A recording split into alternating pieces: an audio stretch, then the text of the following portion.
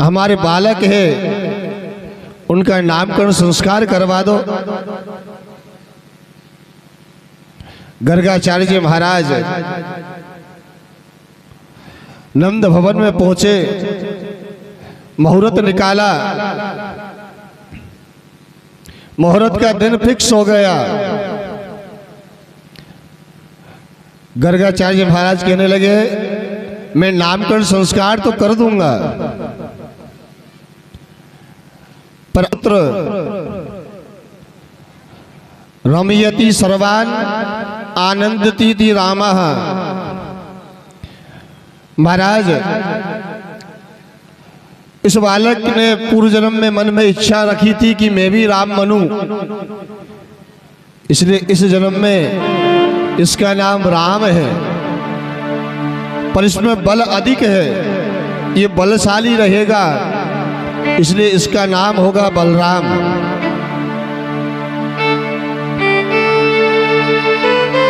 इसका नाम एक संकर्षण होगा, क्योंकि इसको गर्भ से खींच के दूसरे गर्भ में प्रविष्ट किया था, स्थापित किया था। इसका नाम संकर्षण होगा।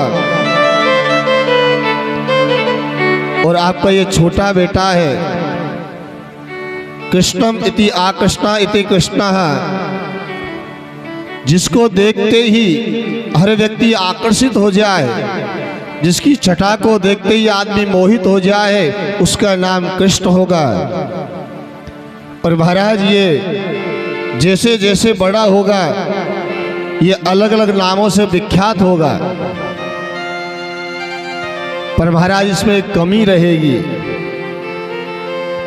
ये तुम्हारा छोटा जो बालक है ना, ये चोर होगा, ये चोर नाम से प्रसिद्ध हो जाएगा।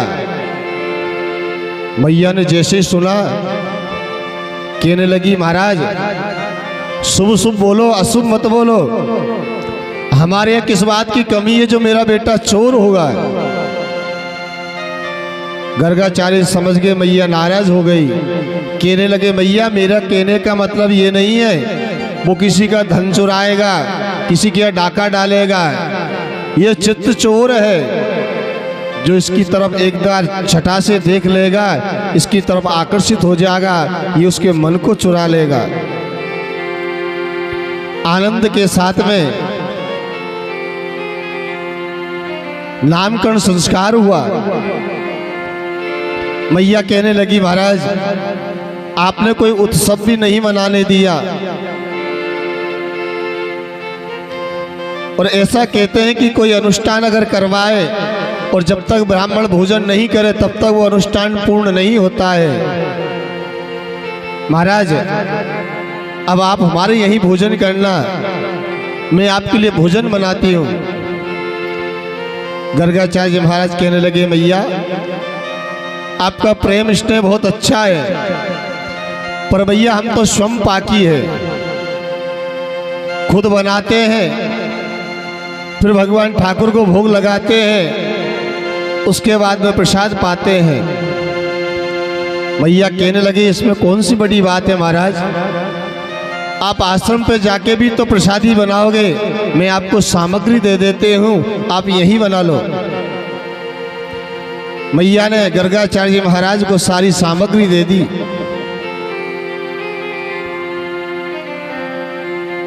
गर्गाचार्य जी महाराज ने आनंद के साथ में प्रसादी बनाई, थाली लगाई, अंजनी में जल लिया, ठाकुर जी का आह्वान किया। ब्रह्मार्पणम ब्रह्माभि ब्रह्मागणो ब्रह्मणाहुतम ब्रह्मेण तेन गंतव्यम ब्रह्म कर्म समाधिना तस्सत ब्रह्मार्पणमस्तु। हे गोविंद पधारो, प्रसाद ग्रहण करो। बैकुंठ से तो गोविंद नहीं आए, पर लल्ला घुटवन चलता चलता आ गया। गर्गाचार्य महाराज की थाली में एक हाथ रख दिया, दूसरे हाथ से कुछ खीर खा ली, कुछ हलवा खा लिया, और जैसे ही और ये कब उठ के आ गया, महाराज क्षमा कर दो, इधर भगवान मंद मंद कह रहे हैं, मैया ये तो मेरा स्वभाव है, जो भक्त मुझे बड़े प्रेम से बुलाता है मैं दौड़ा चला आता हूं। मैया ये मुझे फिर बुलाएंगे, मुझे फिर आना पड़ेगा। मैया ने पुनः सामान दे दिया। कहने लगी, महाराज अब ये बालक आपके पास नहीं आएगा, आप आनंद के साथ में भोजन बनाओ। गर्गाचार्य महाराज ने पुनः भोजन बनाया। मैया लल्ला को लेके सो रही है, थप्पियां दे रही है, सुला रही है। भगवान मन ही मन कह रहे, मैया मुझे फिर जाना पड़ेगा, क्योंकि ये संत महात्मा, ये ब्रह्म में भगवान ने चतुर्भुज रूप में दर्शन डाले की छुपाए किस लिए शरबते दीदार पर्दे में, बहुत अब हो चुका साज और सिंगार पर्दे में, रहोगे कब तलक ऐसा बुरे सरकार पर्दे में। आज पर्दा हटा दो कन्हैया कुंवर, मैं तुम्हें देख लूं तुम मुझे देख लो। आज पर्दा है, आज पर्दा पर्दा पर्दा ओ आज पर्दा हटा दो कन्हैया कुंवर।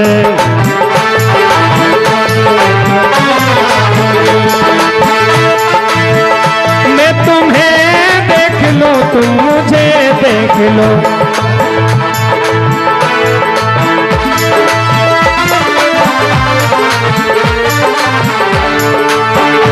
आज पर्दा हटा दो कन्हैया कुंवर, मैं तुम्हें देख लूं तुम मुझे देख लो। आज पर्दा हटा दो कन्हैया कुंवर।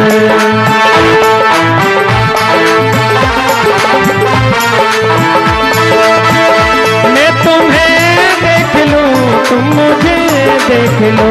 आज पर्दा हटा दो कन्हैया कुंवर।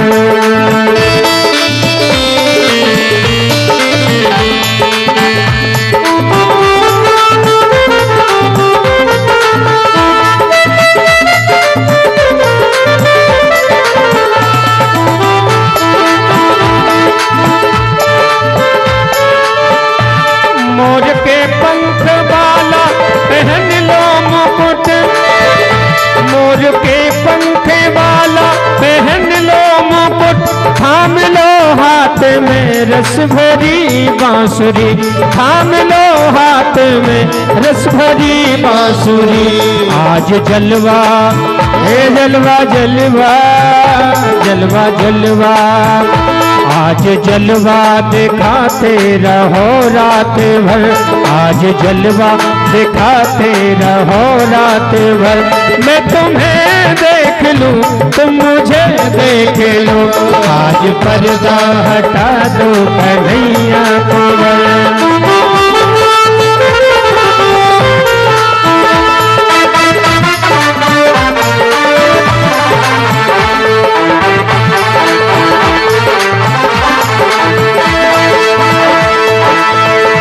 ये शरद पूर्णिमा की चटक चांदनी,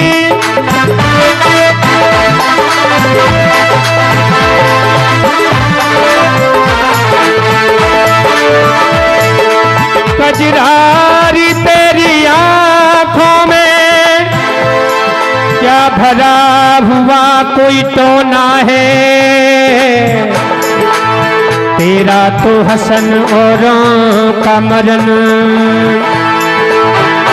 बस जान हाथ से धोना है, बस जान हाथ से धोना है।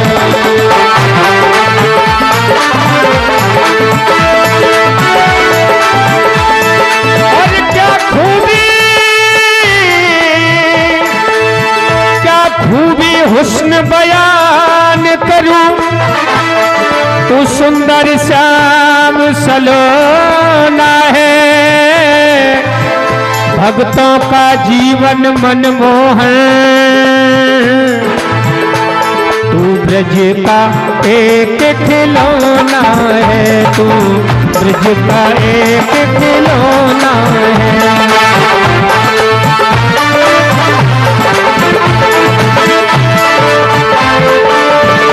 ये शरद पूर्णिमा की चटक चांदनी, ये शरद पूर्णिमा की चटक चांदनी, और बंसी की मीठी मधुर रागिनी, और बंसी की मीठी मधुर रागिनी। सारी दुनिया से, सारी दुनिया से, सारी दुनिया से मैं हो जाऊं बेखबर, सारी दुनिया से हो जाऊं मैं बेखबर।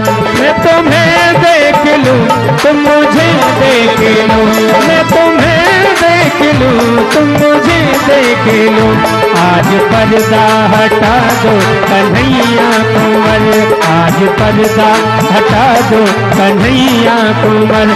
मैं तुम्हें देख लूं, तुम मुझे देख लो, मैं तुम्हें देख लूं, तुम मुझे देख लो। आज पर्दा, हे पर्दा पर्दा, आज पर्दा हटा दो कन्हैया कुंवर।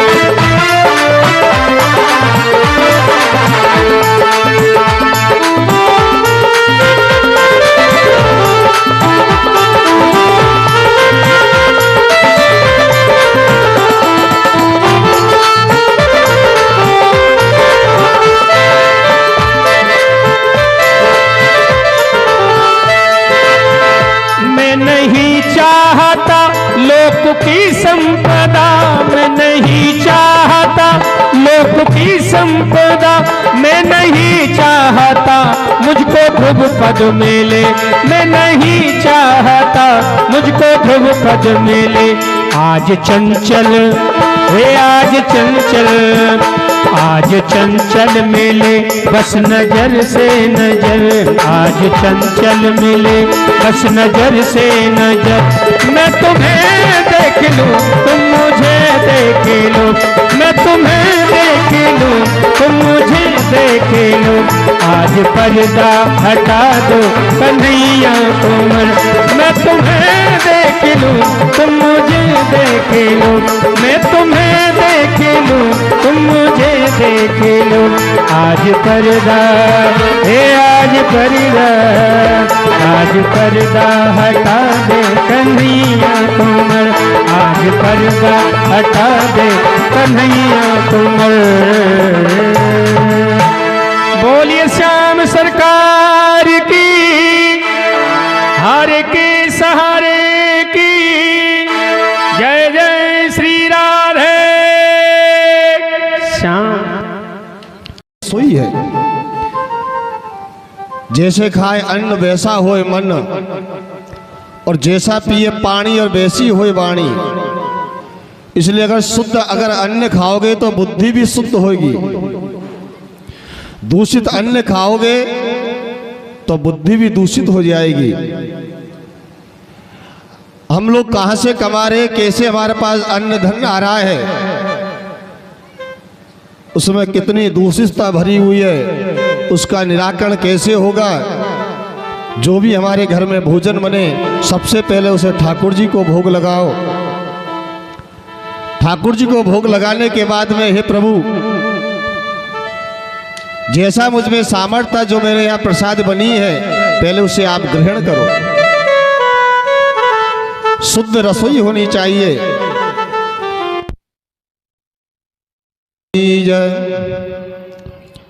जैसे यज्ञशाला आपने देखी होगी, भूमि से उठी रहती है, भूमि से 1 फुट 1.5 फुट ऊंची यज्ञशाला बनाई जाती है। इसी प्रकार से पहले हमारे घरों में, आजकल तो फैशन हो गया, स्टैंड बन गए। पहले हमारे घरों में जो पुरानी जो रसोइयाँ होती थी, हमारे मकान में जो भी हिस्से में वो रसोई रहती थी, वो ऊंचा रहता था। वो यज्ञशाला है।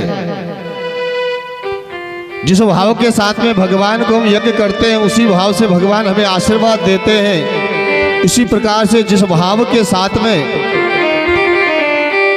हम रसोई में भोजन बनाते हैं उसी भाव के साथ में उसमें स्वाद आता है।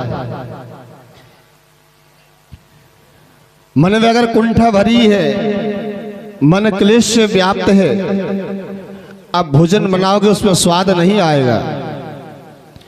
आपका मन अगर प्रसन्न है और उत्साह के साथ में आप प्रसादी बना रहे हो, भोजन बना रहे हो, उसमें स्वाद आएगा। पहले माताएं बड़े प्रसन्नता के साथ में भोजन बनाती थी। अपने हाथों से आटा पीसना, कितना भी बड़ा परिवार हो, कब मैया ने भगवान को आवाज दी, भगवान दौड़ते हुए आए, मुंह में माटी भरी हुई है।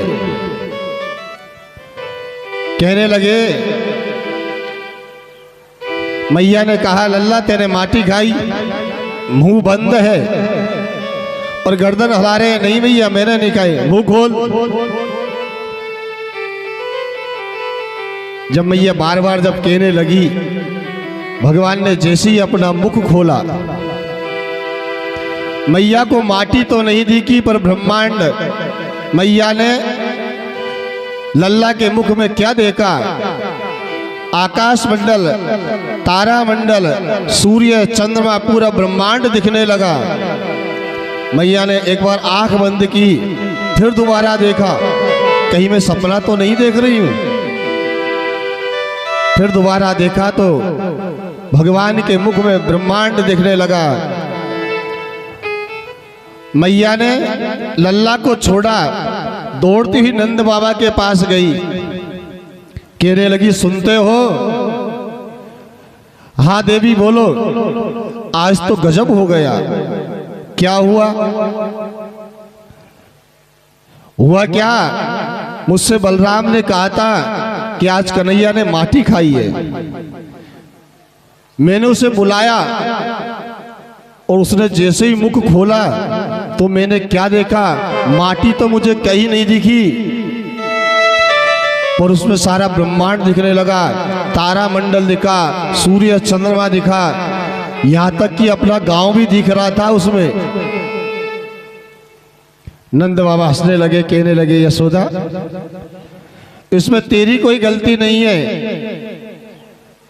अब तेरी उम्र 60 से ऊपर हो गई है, ऐसा ही दिखता है। मैया की बात पे विश्वास नहीं हुआ। मैया ने खूब कहा, मैं झूठ नहीं कह रही, मैं सही बता रही हूं। पर भगवान नंद बाबा हंसने लगे, कहने लगे, भैया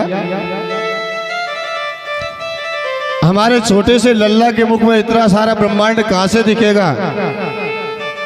तुमने मुझसे तो कह दिया, यहां तक तो ठीक है। अपनी सखी सहेलियों से मत कह देना, नहीं तो वो कहेंगे बुढ़ापे में लल्ला हुआ तो प्रेम में पागल हो गई, अब तो कुछ भी दिखता है, लोग तेरी हंसी करेंगे। मैया अपना छोटा सा मुंह लेके वापस आ गई। भगवान सोचने लगे, मैंने मैया को सब कुछ दिखा दिया, पर मैया की बात बाबा ने नहीं मानी। मैया का अपमान हो गया। अब बाबा को भी दिखाना चाहिए कि ब्रह्मांड कहां है। प्रातःकाल नंद बाबा स्नान करके, यमुना मैया से स्नान करके घर आए। बाबा का नियम है प्रतिदिन शालिग्राम भगवान की पूजा करना, उनका अभिषेक करना। सुखदेव मुनि वर्णन कर रहे हैं, राजन नंद बाबा जब भी पूजा करते थे अपने दोनों बालकों को अपने साथ बैठाते थे, उन्हें सिखाते थे ऐसे पूजन किया जाता है। हमने आपको पहले ही बताया था, जब तक हम संस्कार बालकों में नहीं डालेंगे उन्हें कैसे पता चलेगा कि राम जी क्या है, श्याम कौन है, कृष्ण कौन है, उनकी पूजा कैसे की जाती है, ये हमें सिखाना पड़ेगा। भगवान को साथ में बैठा के पूजा कर रहे हैं। नंद बाबा ने बड़े प्रेम के साथ में शालिग्राम भगवान का पूजन किया, स्नान कराया, चंदन लगाया, पुष्प चढ़ाया।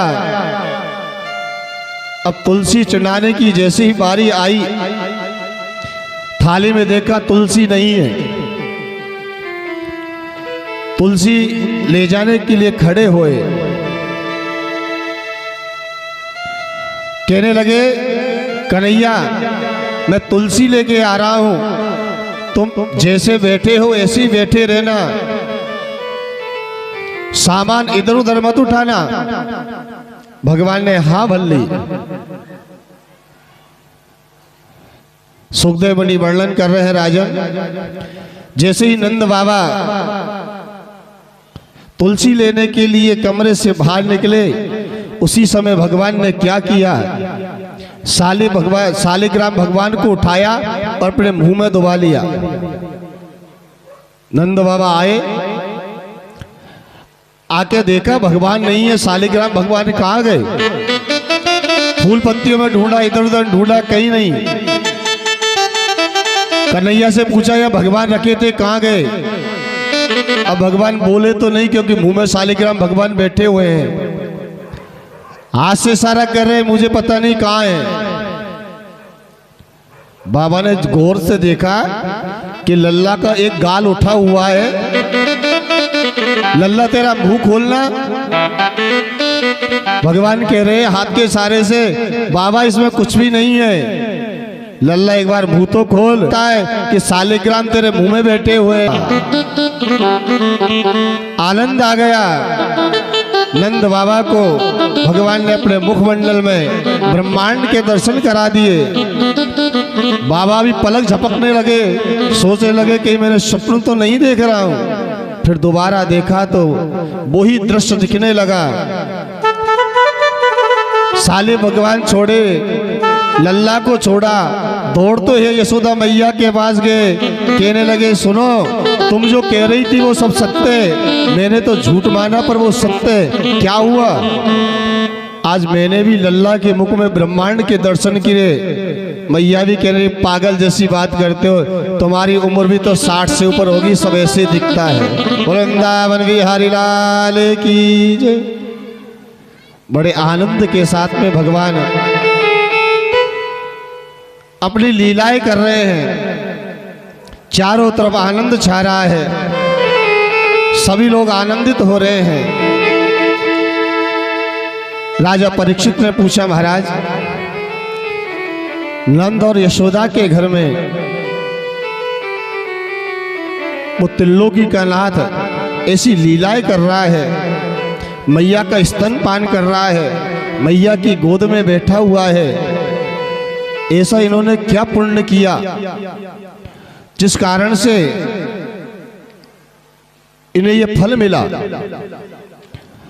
सुखदेव मुनि वर्णन कर रहे हैं, दोणो बसुनाम बपरो धरिया से भार्या करिष्यामाण आदेशा ब्राह्मणस्ताम उपवाचः।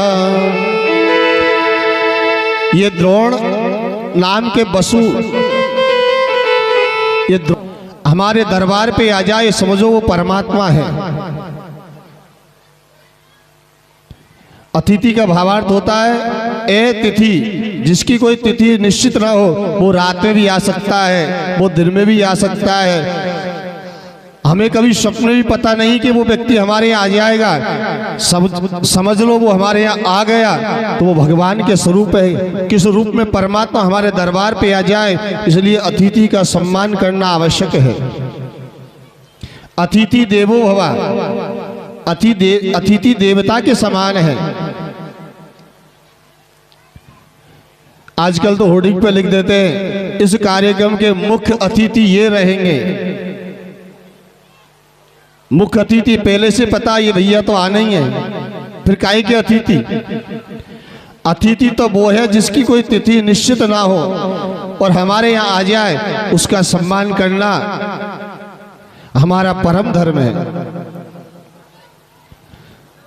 सुखदेव मुनि वर्णन कर रहे हैं राजन, एक दिन की बात है कि द्रोण नाम के ब्राह्मण और कहने लगी, महाराज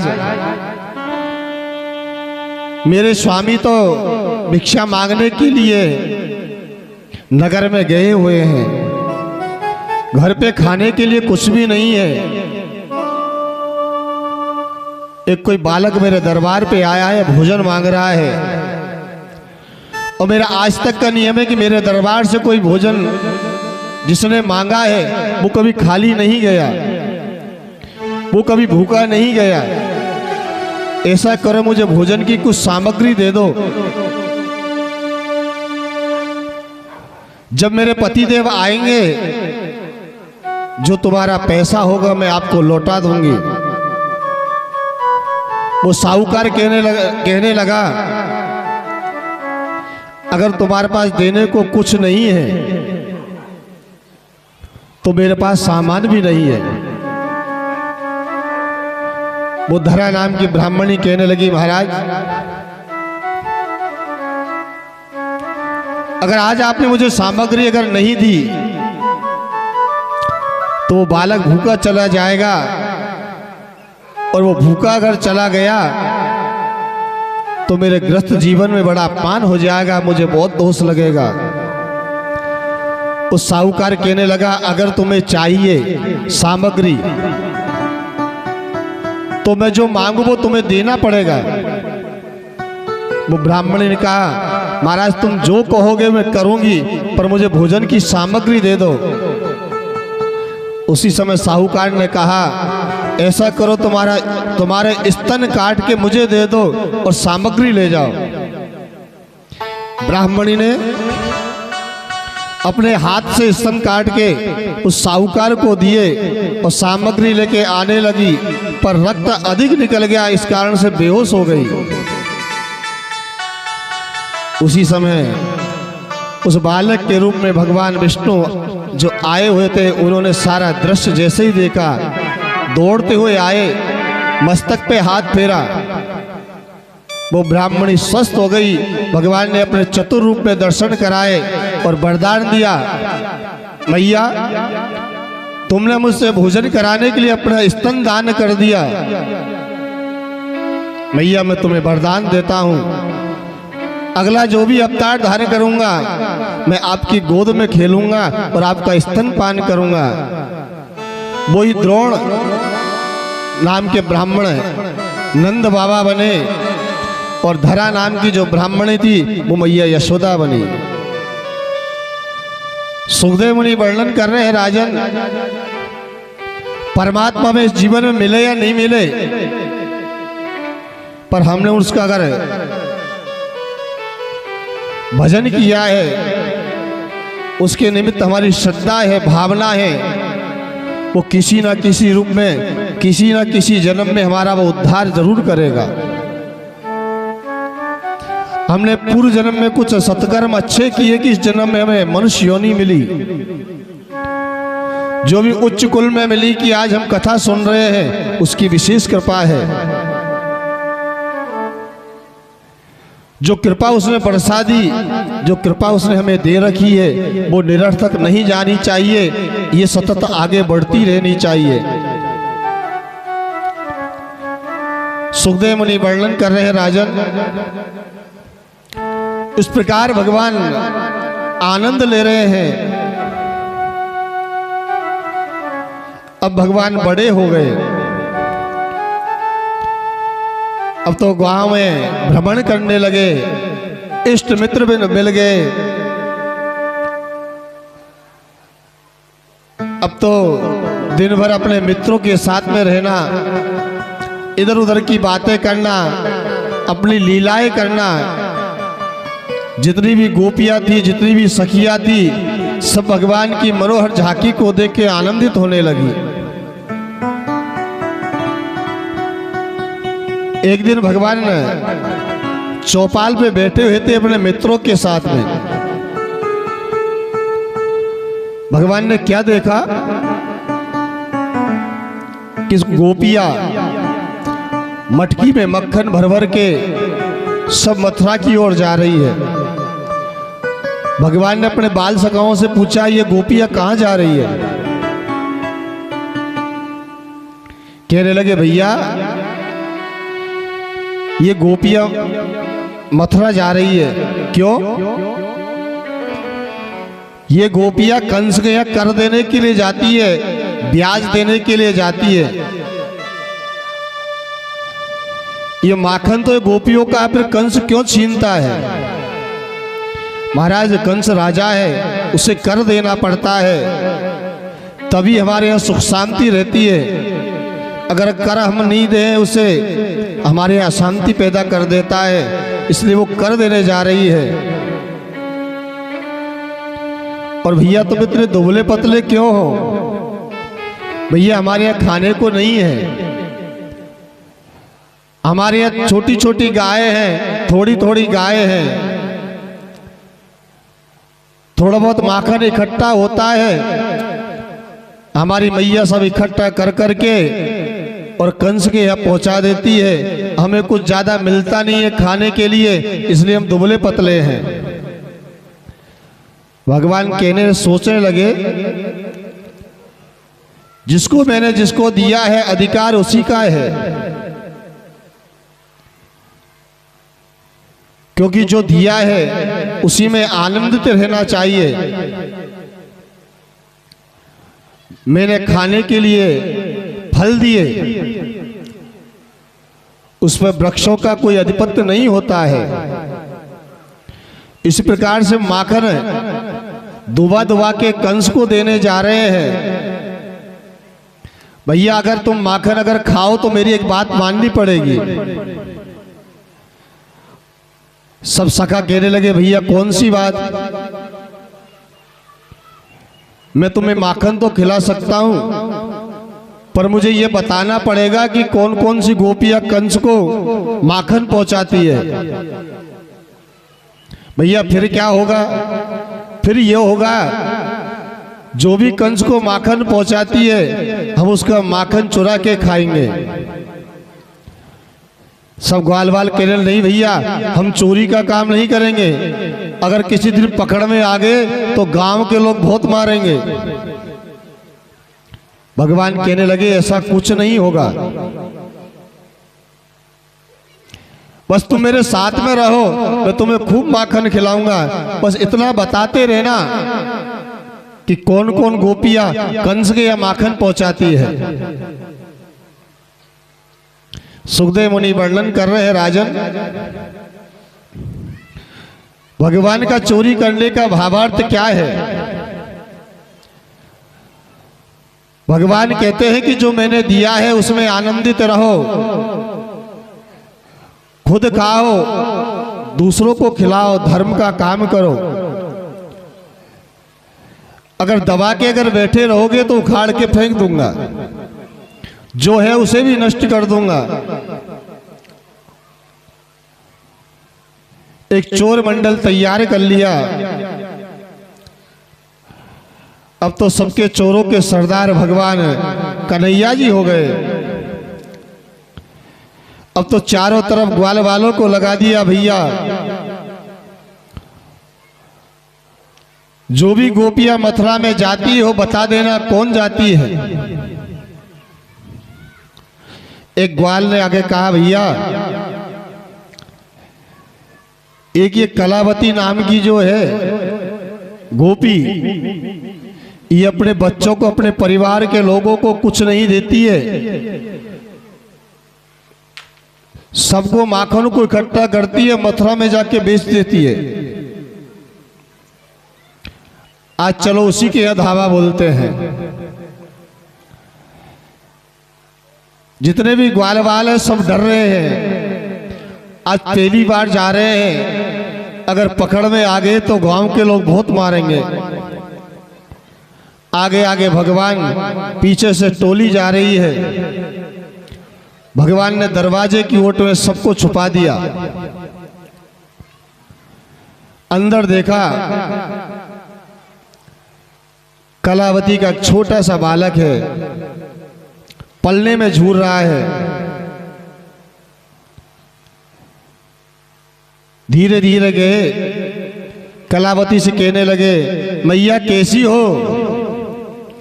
कलावती ने जैसे ही देखा, आज तो कन्हैया मेरे घर आया है। हाँ लल्ला बहुत अच्छी हूँ, आज कैसे आना हुआ? कुछ नहीं भैया, इधर से निकल रहा था, आपका दरवाजा खुला हुआ दिख गया, सोचा कि आपके दर्शन कर चलूं, आपसे मिल चलूं। और बात ही बातों में जो कलावती का जो बालक सो रहा था, उसके एक चिमटी खोड़ दी। जैसे ही चिमटी खोड़ी, वो बालक जोर जोर से रोने लगा। कहने लगा, भैया क्या हो गया बालक को, ये क्यों रो रहा है? मैंने कुछ नहीं किया भैया। कलावती ने गोद में उठाया, खूब दुलार करने लगी, पर वो बालक चुप नहीं हो रहा। मैया ऐसे चुप नहीं होगा, बालकों का स्वभाव है, जब तक इन्हें घुमाओगे नहीं गांव में तब तक ये शांत नहीं होगा, इसे थोड़ा सा घुमा के लेके आओ। जैसे ही कलावती अपने बालक को लेके जाने लगी, कन्हैया मैं इसके दरवाजा लगा दूं। अरे मैया मैं बैठा तो हूं, मैं बैठा तो हूं, क्यों चिंता करती हो? जैसी कलावती अपने बालक को लेके गांव में जाने लगी, जब मैं मना कर देता हूं फिर ये मुझसे कहती है तेरी मैया से शिकायत करेंगे, तुम्हारे यहाँ चोरी करने आया था। मैया हमारे यहाँ कोई माखन की कमी है जो मैं उनके यहाँ चोरी करने जाऊंगा? मैया की बात समझ में आ गई, मेरा बेटा सत्य कह रहा है। सुखदेव मुनि वर्णन कर रहे हैं राजन। फिर गोपियों का एक एक का नंबर आने लगा। दूसरे दिन दूसरी गोपी के पास पहुंचे, कहने लगे भैया राम राम। हाँ कन्हैया कैसे आना हुआ? मैया इधर से निकल रहा था, सोचा आपके दर्शन कर चलूं। हाँ बेटा बैठो। भगवान बैठे, सोचने लगे जब तक इसको कोई काम नहीं बताऊंगा तब तक ये घर छोड़ के नहीं जाएगी। धीरे धीरे गए, गाय को सहलाने लगे। भैया कितनी सुंदर गाय है तुम्हारी, मैया इसका बछड़ा कितना सुंदर है। और देखते ही देखते भगवान ने बछड़े को खोल दिया और बछड़ा दौड़ता हुआ घर से बाहर निकल गया। अरे भैया ये भग गया, इसे पकड़े। गोपी उसके पीछे भागने लगी और देखते देखते भगवान ने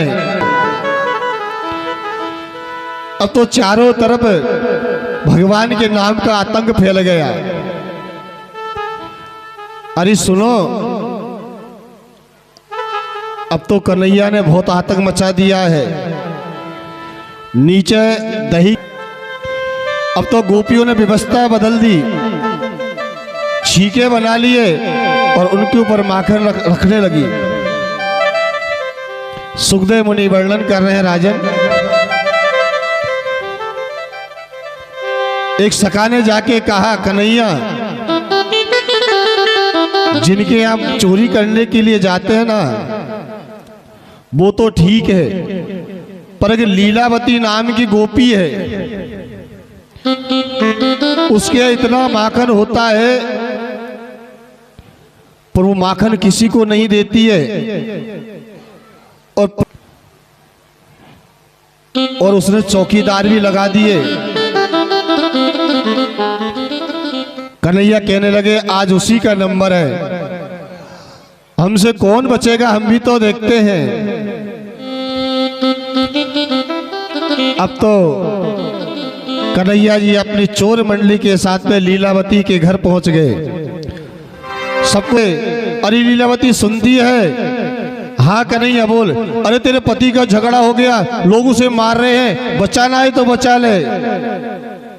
जैसे ही लीलावती ने सुना मेरे पति का झगड़ा हो गया, कहा बीच गांव में हो गया। लीलावती ये भूल गई कि ये चोर है और मेरे घर में चोरी करने आया होगा, हो सकता कोई बहाना बना रहा होगा। जैसे ही पति का नाम सुना सब काम छोड़े और दौड़ती हुई नगर में भगी। पीछे से भगवान अपने चोर मंडल को अंदर प्रवेश कराया। अब तो देखा कि व्यवस्थाएं सब बदल गई। ऊंचे ऊंचे छीके लगे हुए, उन पे बटकियां रखी है, उसमें माखन भरा हुआ है, नीचे से हाथ नहीं आ रहा है। ग्वालवाल कहने लगे कन्हैया जल्दी करो, ऐसा ना हो कि लीलावती आ जा। नीचे ग्वालवाल खा रहे हैं, बाहर जो ग्वाला खड़ा हुआ है वो अंदर देखने लगा, सभी माखन खा रहे हैं और मैं चौकीदार बन के बाहर खड़ा हूँ, मेरा नंबर आएगा कि नहीं आएगा। वो भी चुपके से उनके पास जाके खड़ा हो गया और वो भी माखन खाने लग गए। इधर लीलावती चारों तरफ गांव में घूमती हुई देखने लगी, उसका पति कहीं नहीं दिखा। जब उसे समझ में आया, मुझे ऐसा लगता है कि कन्हैया ने मुझे बेवकूफ बना दिया, दौड़ती भागती घर में आई और जैसे एक ग्वाले ने लीलावती को देखा, जोर से चिल्ला है लीलावती आ गई।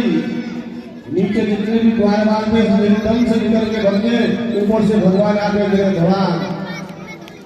और जैसे भगवान भगने लगे उसी समय मैया ने हाथ पकड़ लिया। कहाँ बात तेरी मैया से हमने खूब कहा कि बेटे को संभाल के रखना, तेरा बेटा चोर है। पर हम जैसे कहते थे तेरी मैया हमसे ही लड़ती थी, तुम मेरे बेटे से ईर्ष्या करते हो। मेरे के माखन की कमी है जो तुम्हारे यहाँ खाने जाएगा। अरे मैं दिन भर उसके पीछे माखन लेके भागती रहती हूँ, तब भी वो माखन नहीं खाता है। वो क्या तुम्हारे घर में जाके चोरी करके माखन खाएगा? आज उसे पता चलेगा कि उसका बेटा चोर है। आज तुझे रगे हाथ पकड़ लिया, चल तेरी मैया के पास जाना है। भगवान को जैसे ही देखा कि आज तो चोर पकड़ में आ गया, सब गोल लाल लाल लग गए, साथ साथ जा रहे हैं। टोली बना ली, लीलावती ने हाथ पकड़ रखा है, भगवान को खींचती हुई लेके जा रही है। इधर जितने भी देवी देवता ऊपर बैठे हो लीला को देख के आनंदित हो रहे हैं, भाग की सराहना कर रहे हैं। देखो तो सही, जिसके दर्शन करने के लिए लोग लालायित रहते हैं, आज वो कन्हैया का हाथ पकड़ के खींचती लेके जा रही है। देखो गोपी का भाग्य, हाथ पकड़ रखा है। जैसे बीच नगर में पहुंची, एक गांव में मर्यादा होती है पल्ला करने की। पहले तो खूब करते थे, कहीं भी नगर में निकलना अपने से बड़े बूढ़े जितने भी है सबके लिए लाज पर्दा करना एक मर्यादा थी। आजकल तो व्यवस्थाएं सब बदल गई।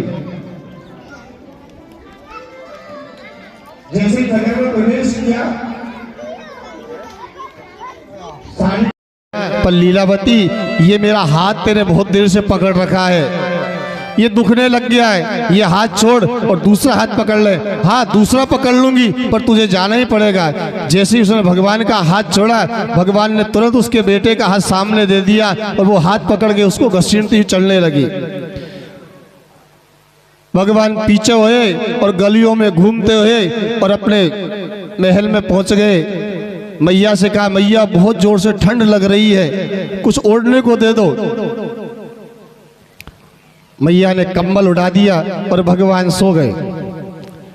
लीलावती अपने बालक को हाथ पकड़ के खींचती हुई लेके जा रही है। जैसे नंद भवन के आंगन में पहुंची, दरवाजे से चिल्लाने लगी, हे यशोदा मैया, आवाज सुन रही है, बाहर आओ। यशोदा मैया ने जैसे ही सुना दौड़ती बाहर आई, कहने की लीलावती क्या हुआ? अरे तू कहती थी मेरा बेटा चोर नहीं है, देख आज तेरे बेटे को रगे हाथ पकड़ के लाई हूं। मैया कहने लगी हाँ लीलावती ये भी मेरा ही बेटा है, पर तू देख तो सही। पर लीलावती किसी की नहीं सुन रही है, अपनी अपनी कही जा रही है। अरे तू बहुत कहती थी मेरे यहाँ कोई माखन की कमी है क्या? मैं दिन भर माखन लेके पीछे पीछे भागती हूँ, तब भी वो माखन नहीं खाता है। तुम्हें तो मेरे बेटा से ईर्ष्या है, इसलिए तुम उसकी बुराई करते हो। ये देख आज रंगे हाथ पकड़ के लाई हूं, मेरे घर में चोरी कर रहा था। यशोदा मैया ने सोचा ये ऐसे नहीं मानेगी। उसी समय मैया ने कहा कन्हैया लल्ला थोड़ा बाहर आना। उसी समय भगवान अपने पलना से उठे और आंख मसलते बाहर आए। हाँ मैया बोलो। और जैसे ही लीलावती ने सामने कन्हैया को देखा, अपना पल्ला हटाया और बगल में देखा अपने बालक के हाथ पकड़ के खींचते ला रही है। उससे कह रही है तू कितना बड़ा मूर्ख है, अरे तू कितना बड़ा ढीठ है, तेने बोला भी नहीं कि मैया वो तो भाग गया। भगवान ऐसी अनन्य लीलाएं कर रहे हैं, सभी गोप ग्वाल बाल आनंदित हो रहे हैं, चारों तरफ आनंद बरस रहा है। और सुखदेव मुनि वर्णन कर रहे हैं राजन, ऐसे कोई शब्द नहीं है जो मैं व्याख्या कर सकूं कि गोपियां और ग्वाल बाल उस परमात्मा की छटा को देख के कितने आनंदित हो रहे हैं। वृंदावन बिहारी लाल की जय।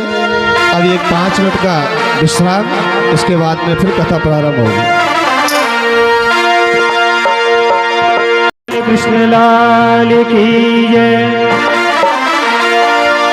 चोरी करता न डरता जिगर में जरा,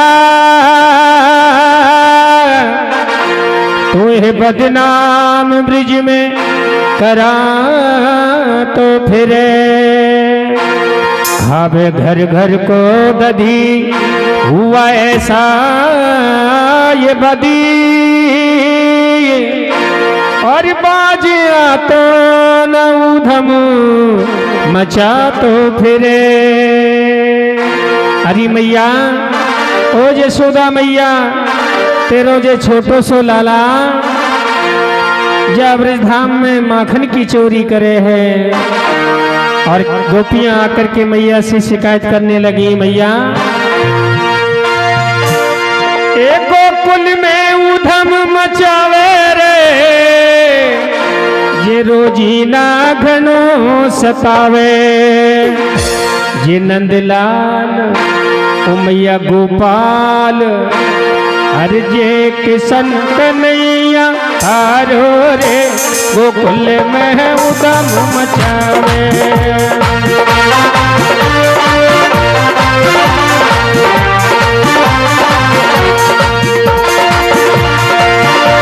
गोकुल में उधम मचावे रे, रोजीना घनो सतावे। गोकुल में उधम मचावे रे, रोजीना घनो सतावे। ये तो किशन कन्हैया तारो रे, गोकुल में उधम मचावे। मैया किशन कन्हैया तारो रे, गोकुल में उधम मचावे।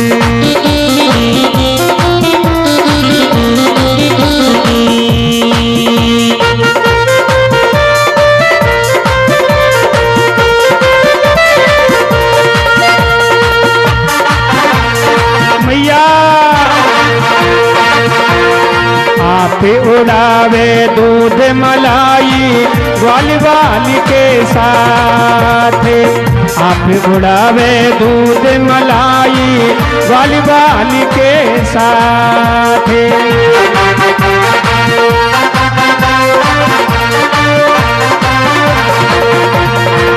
छाने छाने आवे कर तो मीठी मीठी बात, छाने छाने आवे कर तो मीठी मीठी बात।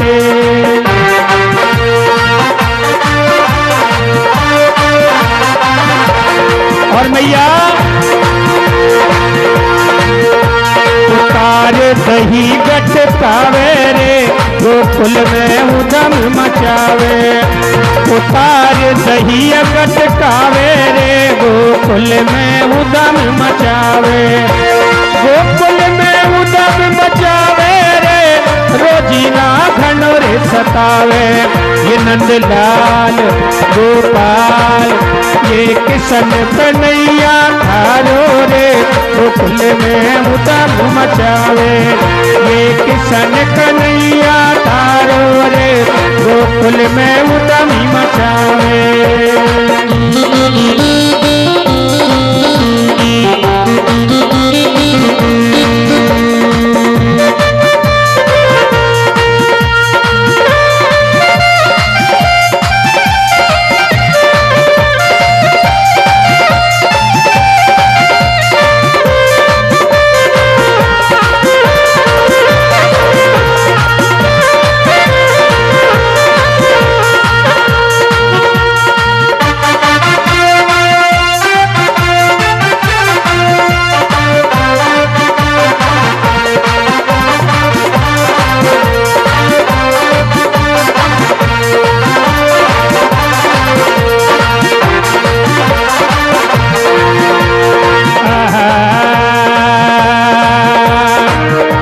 तो दीठ कन्हैया न माने समझाया नहीं माने रे।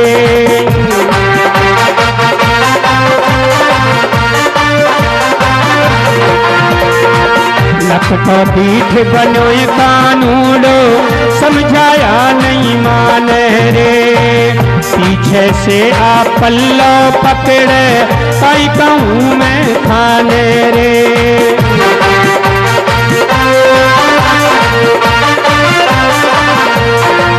मैया ये तो जरा नहीं शर्मावे रे गोकुल में उधम मचावे। ये तो जरा नहीं शर्मावे रे गोकुल में उधम मचावे। गोकुल में उधम मचावे रे रोजी नहीं घनोरे सतावे। गोकुल में उधम मचावे रे रोजी नहीं घनोरे सतावे। मैया किशन कन्हैया थारो रे गोकुल में उधम मचावे।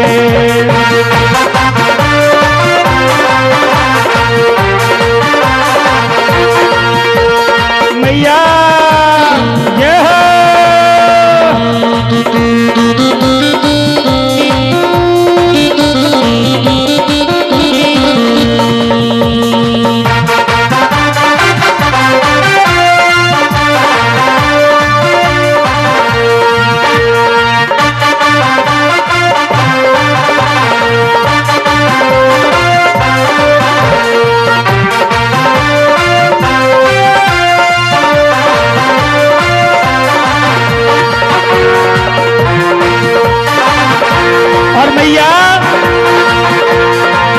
आधी आधी रात में ये मुरली मधुरी बजावे हो। आधी आधी रात में मैया मुरली मधुरी बजावे हो।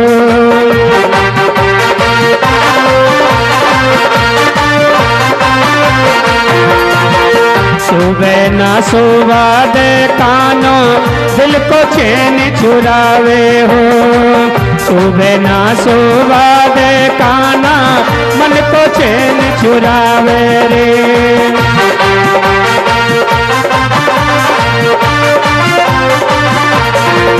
मैया या कौन भला समझावे रे गोकुल में उधमी मचावे। मैया किशन कन्हैया थारो रे गोकुल में हम उधमी मचावे। गोकुल में उधम मचावे रे रोजी नहीं घनोरे सतावे। गोकुल में उधम मचावे रे रोजी नहीं घनोरे सतावे। मैया किशन कन्हैया थारो रे गोकुल में हम उधम मचावे। ये तो किशन कन्हैया थारो रे गोकुल में उधम मचावे।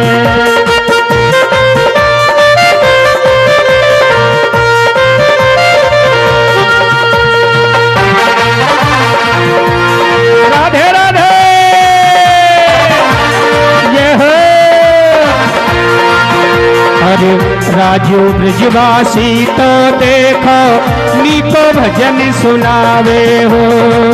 राजू ब्रजवासी तो देखो नीको भजन सुनावे हो।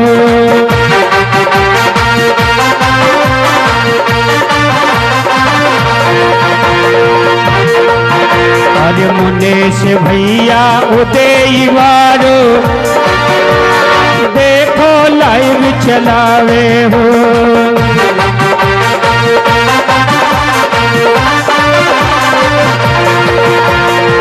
कानूड़ा की माखन चोरी खोल के तावी बतावे हो।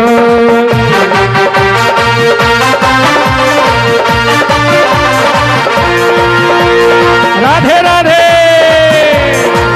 ये तो उदय गाम में गावे रे, गोकुल में उदमी मचावे।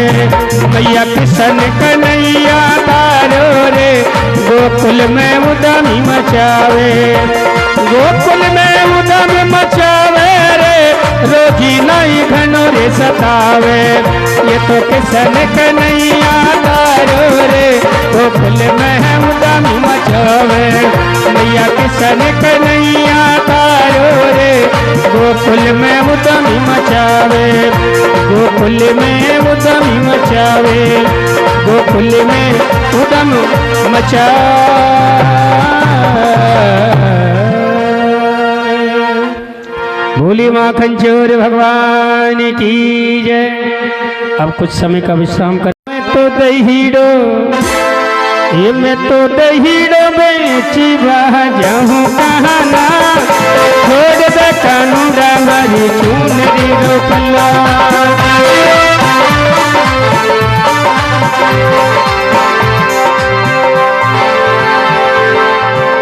मैं तो दहीड़ो मैं तो दहीड़ो मैं तो दहीड़ा बेची जाऊँ कहाना, छोड़ दे कानूड़ा हमारी चुनरी रो पल्ला।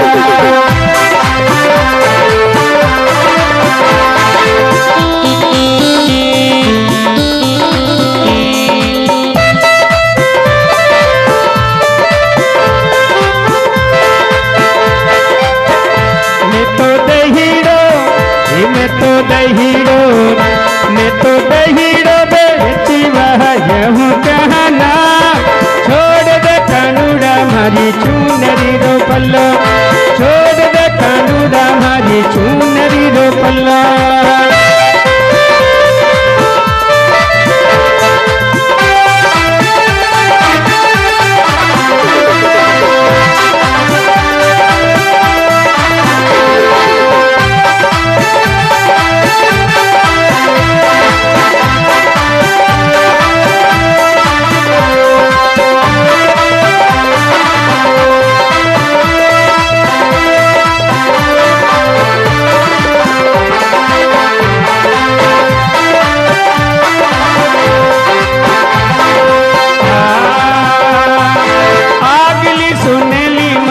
पाछली सुनहली आगली सुनली हरी पाछली सुनहली।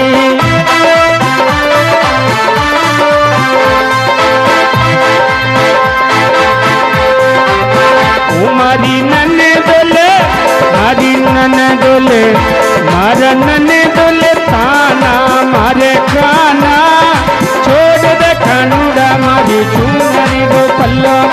छोड़ दे कानूड़ा मारी चुनरी रो पल्लो।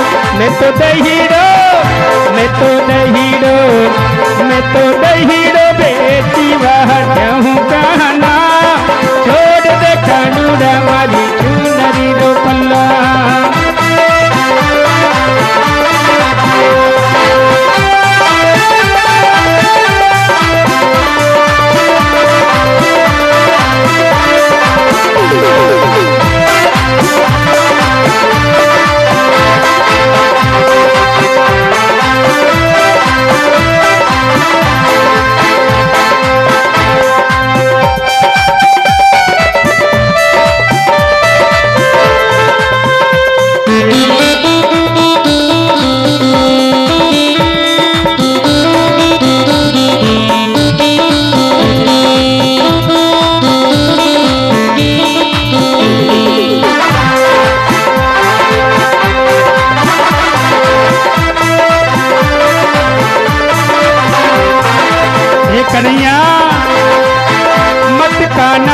नहाए तेरा वे मत का नहाए तेरा वे नरम कलैया मेरी मुड़े मुड़े जावे नरम कलैया मेरी मुड़े मुड़े जावे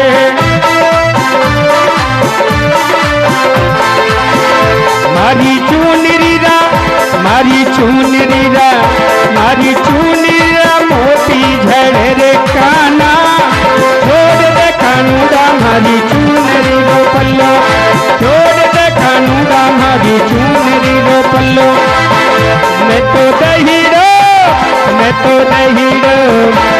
तो दहीड़ो बेची वह जाऊं कहना छोड़ दे कानूड़ा मारी चूनरी रो पल्ला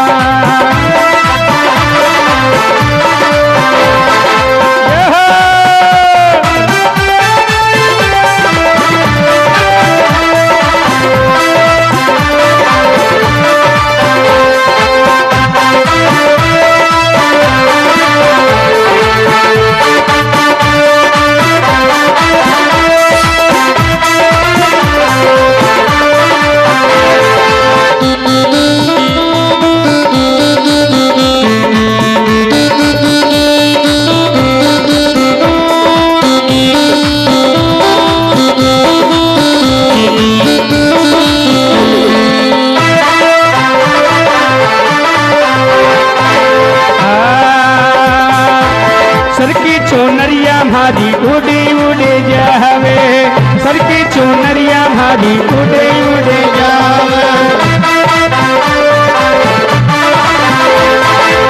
पतली कमरी भारी लुड़ी लुड़ी जावे पतली कमरी मारी लुड़ी लुड़ी जावे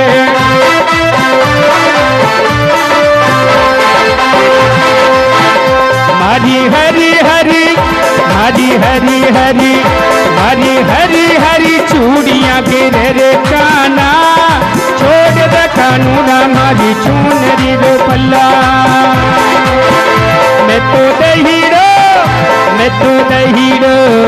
मैं तो दहीड़ो बेची वह जाऊं कहना छोड़ दे कानूना मारी चूनरी रो पल्ला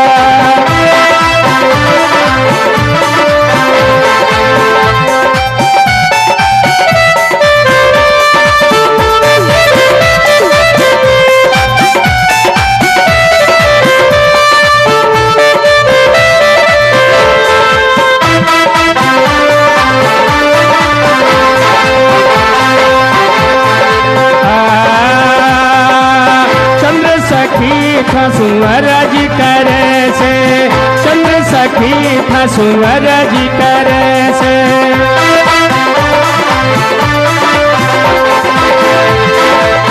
नंद का लाला मत जोरी करे से नंद जी रो लाला मत जोरी करे से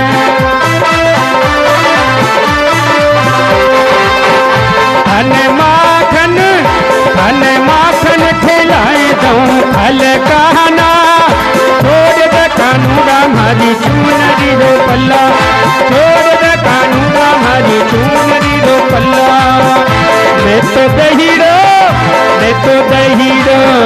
मैं तो दहीड़ो बेची वह जाऊं कहना छोड़ दे कानूड़ा मारी चूनरी रो पल्लो छोड़ दे कानूड़ा मारी चूनरी रो पल्लो छोड़ दे कानूड़ा मारी चूनरी रो पल्लो छोड़ दे कानूड़ा मारी चूनरी रो बोलिए माखन चोर भगवान की जय जय श्री राधे श्याम।